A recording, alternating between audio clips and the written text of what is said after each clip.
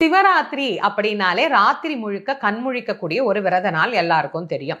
எங்களால அப்படி முடியாது, வயசாயிடுச்சு, நாங்க வேலைக்கு போறோம், அடுத்த நாள் காலையில எங்களால தூங்காமல்லாம் இருக்க முடியாது. அப்போ ஏதாவது ஒரு குறிப்பிட்ட முக்கியமான நேரம் இருக்கா சிவராத்திரி அப்படின்னா, இது இயலாதவர்களுக்கு நான் சொல்றேன். முடிஞ்சவங்க இரவு முழுக்க கண் விழிங்க. முடியாதவர்கள் இரவு 3ஆம் காலம், அம்பாள் சிவபெருமானை பூஜித்த காலம் இந்த 3ஆம் காலம் தான்.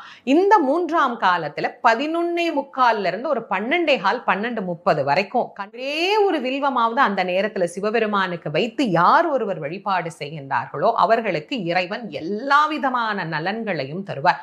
பொதுவா சிவராத்திரி விரதம் எப்படி இருக்கணும் அப்படின்னா, நம் மனதிலே இருக்கக்கூடிய ஆணவத்தை எல்லாம் அகற்றி இந்த விரதத்தை இருக்கணும். நான் செய்கின்றேன். இப்போ எல்லாத்தையும் காட்டிலும் பக்தியில கூட இந்த நான் அப்படிங்கிற எண்ணம் புகுந்துருச்சு. நான் தான் இந்த கோயிலுக்கு இதை செஞ்சேன், நான் தான் இந்த கோயிலுக்கு அதை செஞ்சேன், நான் இந்த அபிஷேகத்துக்கு கொடுத்தேன், நான் இந்த விஷயம் பண்ணேன் அப்படின்னு.